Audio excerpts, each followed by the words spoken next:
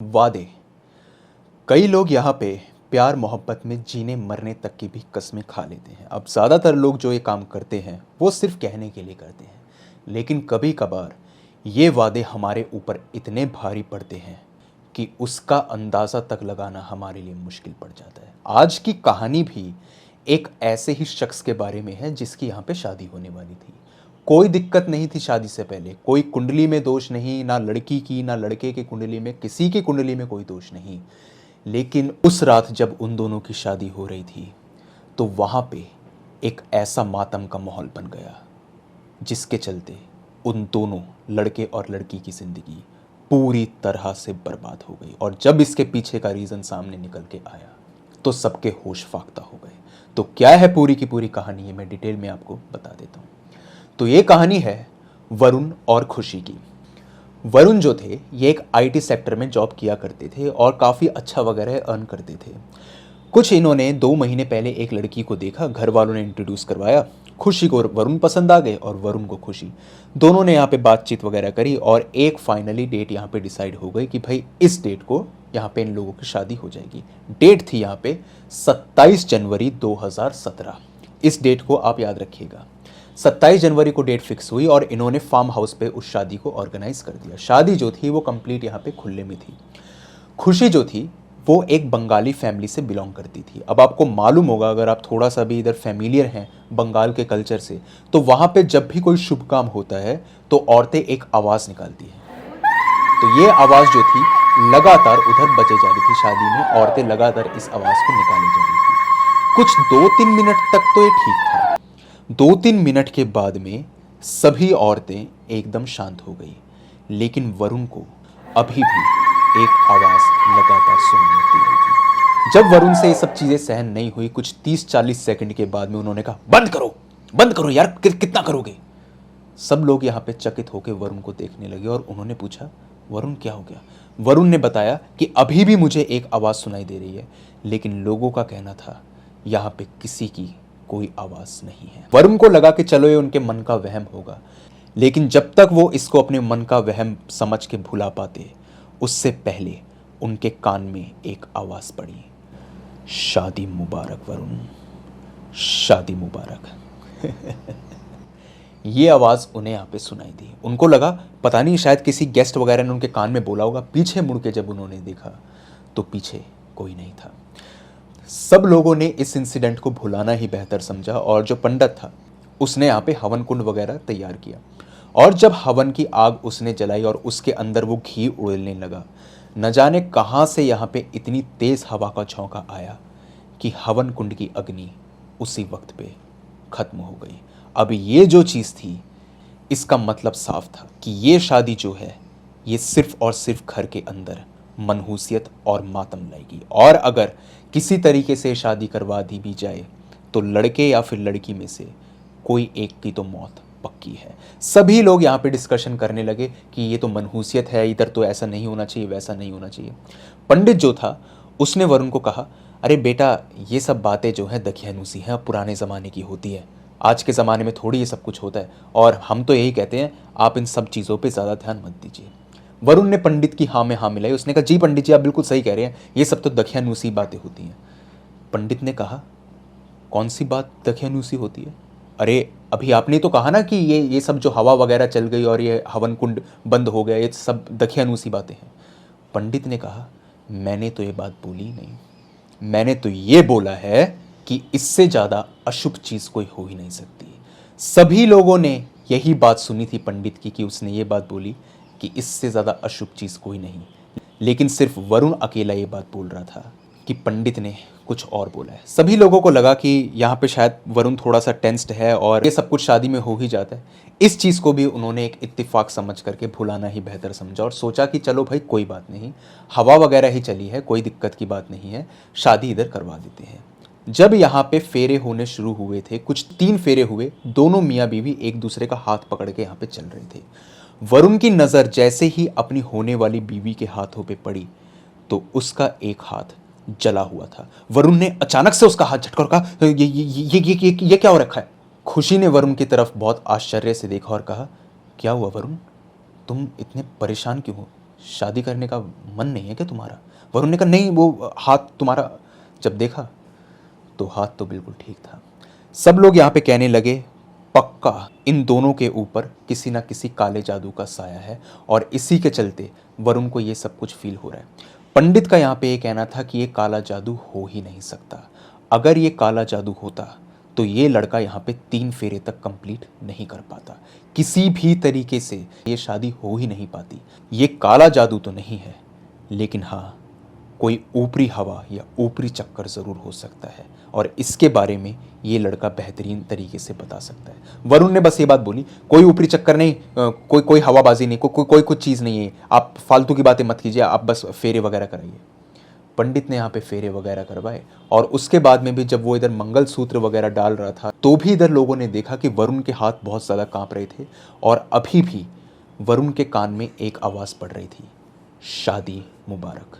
किसी ना किसी तरीके से खैर शादी हो ही गई और जब इधर विदाई का समय आया तब भी इधर वरुण के कानों में वही आवाज़ गूंजी, शादी मुबारक। वरुण को समझ नहीं आ रहा था कि आखिर ये सब कुछ कर कौन रहा है। कमाल की बात तो ये है कि वरुण ने कभी भी किसी का कुछ बुरा नहीं किया, ना ही खुशी ने कुछ बुरा किया। कुंडली दोनों लड़के लड़कियों की मिलाई गई थी, सब कुछ ठीक था, सारे गुण उनके मिल रहे थे, कोई दिक्कत की बात नहीं थी। लेकिन आखिर ये समस्या पैदा हुई कैसे थी, इसका जवाब वरुण के पास नहीं था। विदाई होने के बाद में जब खुशी इधर वरुण के घर पे आ भी रही थी, रास्ते में जाते हुए भी उनका एक्सीडेंट एक यहाँ पे काली बिल्ली से हो गया और जब खुशी ने इस चीज़ को देखा तो उसने यही बात बोली कि मुझे लगता है आज का दिन ही बहुत मनहूस है और ना जाने हमारे साथ में क्या हो रहा है। वरुण तुम सच बताओ, तुमने कुछ अजीबोगरीब चीज़ तो नहीं करी? वरुण ने कहा मैंने ऐसा कुछ नहीं किया। शादी की पहली रात में भी जब यहाँ पे खुशी ने वरुण को दूध दिया तो दूध पीने के बाद में उसने यहाँ पर खून की उल्टी कर दी और उसकी तबीयत इतनी ज़्यादा ख़राब हो गई कि यहाँ पे डॉक्टर तक को भी बुलाना पड़ा। पूरे मोहल्ले में ये बात फैल गई थी कि ये लड़की जो है, ये लड़की ठीक नहीं है, ये कोई डायन है या फिर कोई चुड़ैल है जिसके चलते ही ये सब कुछ हो रहा है। फिर भी वरुण और खुशी ने इस चीज़ को ज़्यादा सीरियसली नहीं लिया और जब वो लोग यहाँ पर रात में साथ में बैठे हुए थे और इसी सब चीज़ों को डिस्कस कर रहे थे कि इतने में वरुण ने कहा, मुझे उस कोने में एक परछाई खड़ी हुई दिखाई दे रही है, एक लड़की की परछाई है वो, और वो परछाई जो है वो मुझे तब से यहाँ पे दिखाई दे रही है जब से मैं तुम्हें इस घर में लाया हूँ। मुझे समझ नहीं आ रहा कि आखिर वो लड़की है कौन। मुझसे वो कुछ नहीं कहती, लेकिन वो दूर खड़े हुए मुझे देखती रहती है। खुशी ने पूछा कि आखिर वो कहाँ पे है, तो वरुण ने एक कोने में इशारा किया कि वो वहाँ से खड़े हुए लगातार तुम्हें घूरे जा रही है। ये बात जो थी ये दोनों ही परिवार वालों को बता दी गई कि यहाँ पे ये सब कुछ दिक्कत चल रही है और क्या पता जाने अनजाने में इन्होंने कुछ उल्टा सीधा कर दिया हो। यहाँ पे एक पंडित से डिस्कस किया गया और उसको ये सारी बात बताई गई कि भाई जब इधर फेरे हो रहे थे तब भी एक पंडित ने हमें ये बात बोली थी कि कोई काला जादू नहीं है, कोई ऐसा ऊपरी चक्कर या ऊपरी साया है, आप देख करके बताइए कि यहाँ पे कोई दिक्कत है या नहीं। यहाँ पर जब पंडित ने पूरी छानबीन कर ली, पूरी जांच कर ली, उसने कहा कोई दिक्कत नहीं है। अब ये उसने क्यों कहा था, इसके पीछे का रीज़न मैं आपको आगे बताऊंगा। 1-2 दिन तो ऐसे ही बीते। पंडित ने यहाँ पे कोई काला धागा वगैरह भी दिया था दोनों हस्बैंड वाइफ को कि इसको अपने रिस्ट पे आप बांध करके रखना और ये जो भी प्रकोप है ना ये चला जाएगा। कभी कभार कोई ऊपरी चक्कर, जिन्न वगैरह जो होते हैं ये इस तरीके से किसी दुल्हन पे या फिर किसी तरीके से किसी घर पे अपना प्रकोप जमाने की कोशिश करते हैं। जो भी चीज़ है वो चली जाएगी। खैर 2 दिन तक तो सब कुछ ठीक रहा। 2 दिन के बाद में खुशी और वरुण दोनों हनीमून के लिए निकल पड़े। हनीमून पे जब वो गए वहाँ पर भी वरुण की हालत दिन प्रतिदिन बिगड़ती जा रही थी। रात में जब वो सोता अचानक से वो घबरा करके उठ जाता और यही बोलता कि मुझे वो लड़की सामने खड़ी हुई दिखाई दे रही है और वही लड़की मेरे सपने में आकर के मुझे ये बोलती है शादी मुबारक। और ये सब कुछ क्या चक्कर है मुझे समझ नहीं आता। कभी कभी तो सोते सोते उसकी बॉडी के ऊपर खरोच के निशान भी पड़ते थे और खुशी और वरुण को समझ नहीं आ रहा था कि वो आखिर इस चीज़ के लिए किससे बात करे।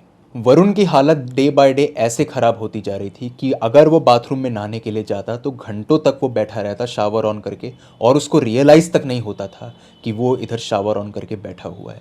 कभी कभी वो बालकनी में खड़े होकर के नीचे देखता रहता था और उसको देखकर ऐसा लगता था कि मानो वो जंप करने वाला है। और जब खुशी उससे पूछती कि तुम बालकनी में कैसे आए तो उसको याद तक नहीं रहता कि वो बालकनी में क्यों आया था। वो बस इतना जानता था कि मैं तो तुम्हारे साथ बैठा था और उसके अगले पल मैं यहाँ पे हूँ। मुझे कौन लेके आया मुझे नहीं पता। खुशी को लग रहा था ये ऊपरी चक्कर वगैरह तो है नहीं, क्योंकि उन्होंने अपनी एंड से सारी बात क्लियर कर ली थी। उन्हें ये लगा कि वरुण जो है कोई मेंटल पेशेंट है और उसको कोई बीमारी वगैरह है जिसके चलते ऐसे बिहेव कर रहा है। खुशी ने बस यही सोचा कि जब हम यहाँ से वापस जाएंगे तो इसको किसी अच्छे डॉक्टर या किसी साइकाइट्रिस्ट वगैरह को दिखाना पड़ेगा और तब जा कर के शायद कोई बात यहाँ पे सामने निकल करके आए।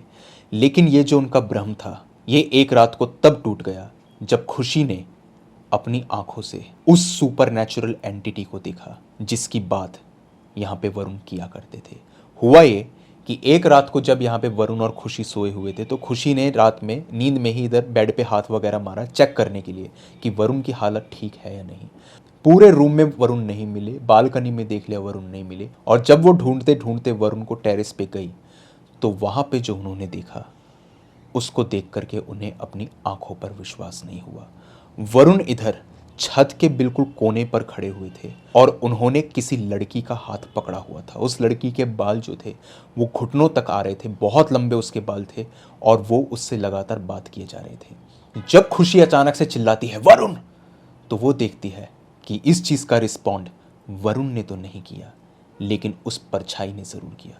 वो पीछे पलटती है और आंख झपकते के साथ में ही वो खुशी के सामने आकर खड़ी हो जाती है और ये कहती है, ये मेरा है, सिर्फ मेरा।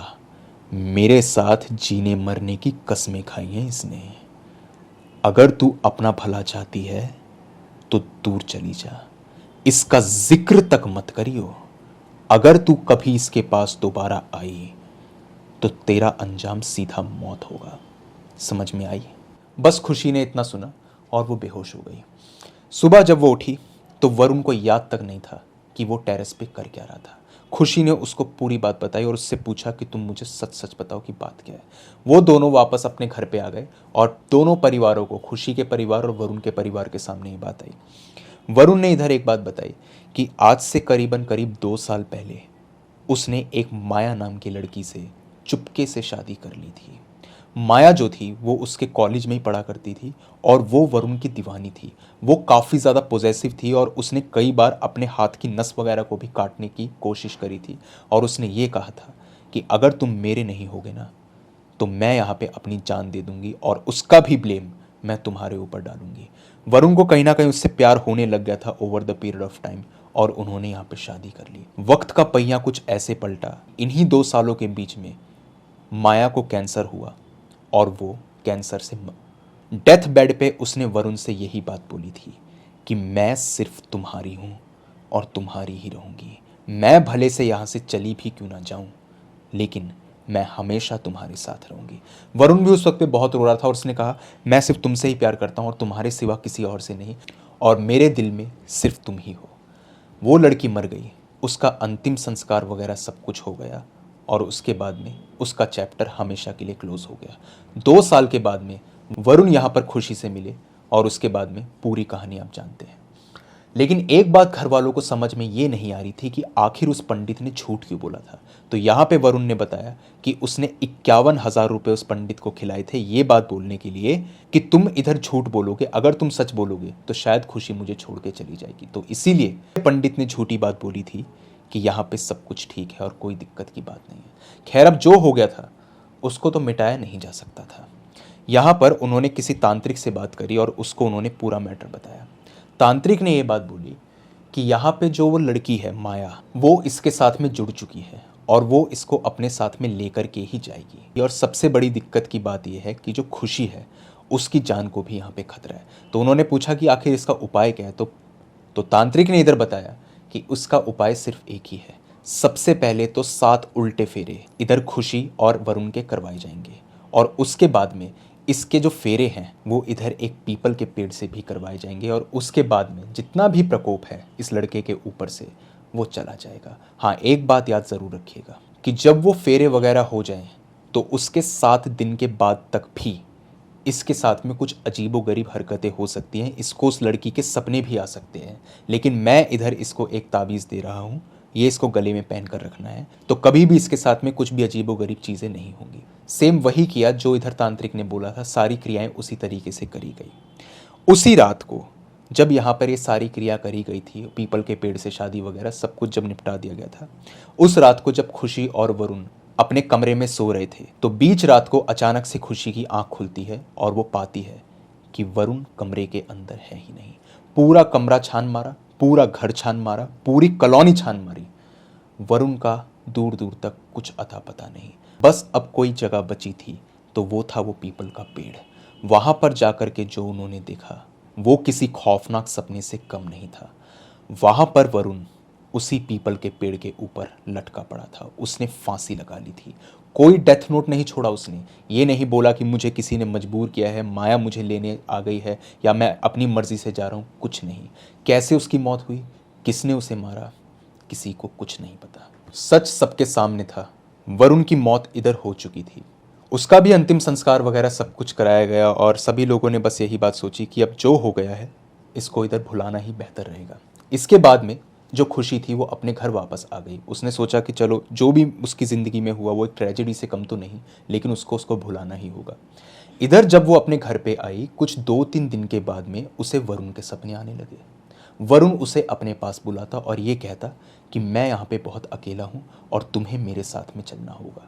उसने ये सारी बातें अपने घर वालों को बताई। पहले तो घर वालों को लगा कि शायद इस लड़की को एक सदमा लगा है, क्योंकि अभी अभी नई नई इसकी शादी हुई है और ये सब कुछ इसने देखा तो एक सदमा ही है। लेकिन फिर भी उन्होंने इस चीज़ को बहुत सीरियसली लिया। वो यहाँ पे किसी साधु वगैरह के पास में गए और उसको उन्होंने पूरी बात बताई।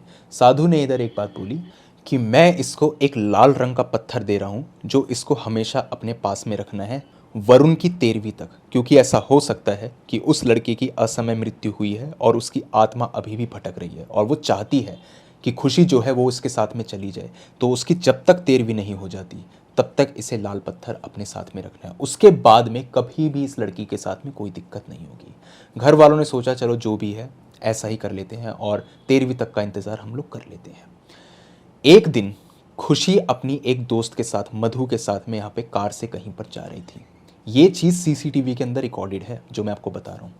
वो अपनी दोस्त के साथ में यहाँ पे जा रही थी और यहाँ पे उसकी दोस्त ने देखा कि उन्होंने एक रोड साइड पर अपनी कार को रोका और खुशी कार से बाहर निकली। कुछ अजीबोगरीब चीज़ वो बड़बड़ा रही थी, क्या बोल रही थी नहीं पता, बहुत तेज़ तेज़ वो बोल रही थी। अचानक से वो भागते भागते रोड के बीच में गई और एक ट्रक आया और उसने खुशी को यहाँ पे उड़ा दिया। पहले तो उन लोगों को लगा कि यहाँ पे जो मधु है ये इन सब चीज़ों को बना रही है, ये सब इसकी मन घड़ंत कहानियाँ हैं और इसमें कोई सच नहीं है। लेकिन जब सीसीटीवी उन्होंने खोल कर देखा तो दूध का दूध पानी का पानी हो गया। जो मधु ने कहा था एग्जैक्ट वही हुआ। किसने खुशी को मारा और क्यों मारा नहीं पता। खुशी को कभी भी इधर माया की आत्मा दिखाई नहीं दी थी। वरुण के मरने के बाद में कभी माया ने उसे परेशान नहीं किया।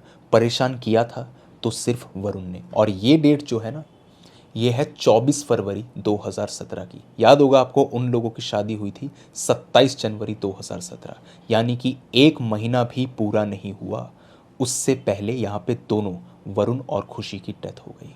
घर वालों के पास में सिर्फ रोने के अलावा और कोई ऑप्शन नहीं रह गया था। किसी तरीके से उन्होंने मधु के घर का पता लगाया और वहाँ पे जाके उन्होंने जब पूछा कि क्या मधु के पेरेंट्स को कभी मधु दिखाई दी थी, तो उन्होंने ये बात बोली कि हमें कभी भी मधु दिखाई नहीं दी। लेकिन उन्होंने बस एक बात बोली कि उनके पास में माया का एक लॉकेट है जो एक वक्त पर शायद वरुण ने उसे गिफ्ट किया था और उसने ये बात बोली थी कि ये लॉकेट जो है इसको आप कभी भी किसी को मत देना। वो लॉकेट जब उन्होंने देखा, वो लॉकेट बिल्कुल नॉर्मल था, कोई दिक्कत नहीं थी उस लॉकेट के अंदर। होता है ना कि एक दिल शेप का लॉकेट होता है। यहाँ पे खुशी के पेरेंट्स को लगा कि ज़रूर इस लॉकेट के अंदर कोई ना कोई दिक्कत है और कोई ना कोई प्रॉब्लम हो सकती है।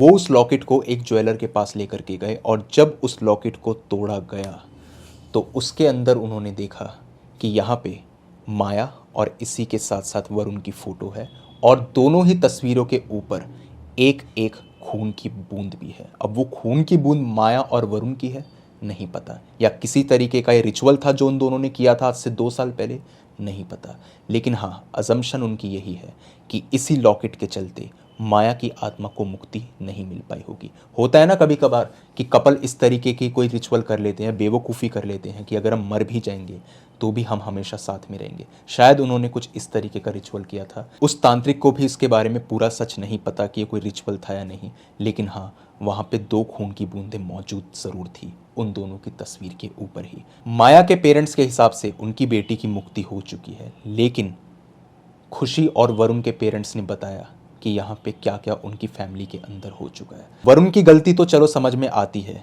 लेकिन खुशी की क्या गलती थी ये आज तक किसी को नहीं पता। अब बस एक सच है उनके सामने, और वो सच ये है कि इस शादी के चलते उन दोनों के खानदान पूरी तरह से तबाह हो गए। शायद अगर वरुण इस सच्चाई को पहले ही बता देता तो यहाँ पे खुशी की जान तो बच ही सकती थी, और इसी के साथ साथ वरुण की भी। लेकिन उसने शादी से पहले कभी भी इसका जिक्र किसी से नहीं किया, और उसने कभी सोचा भी नहीं था कि उसका पास्ट इतने भयानक रूप से उसके सामने आ जाएगा। तो यही थी पूरी की पूरी कहानी। आप मुझे बताइए आपको ये कहानी कैसी लगी, अच्छी लगी या बुरी लगी। इसी के साथ में अगर आपके पास में भी कोई ऐसा ही हॉरर और क्रीपी इंसिडेंट है तो आप मेरे साथ शेयर कर सकते हैं मेरी जीमेल और इंस्टा आईडी पर। जीमेल आईडी ऊपर दिखाई दे रही होगी आपको, और इंस्टा आईडी का लिंक डिस्क्रिप्शन सेक्शन में मौजूद है। दोनों ही प्लेटफॉर्म्स में से जिस भी प्लेटफॉर्म पर आप कंफर्टेबल हो वहाँ पर जा के अपनी स्टोरी मेरे साथ साझा कर सकते हैं। तो आज की वीडियो के अंदर बस इतना ही। अब जल्द मिलता हूँ एक अगली वीडियो में, तब तक के लिए टेक केयर, गुड बाय।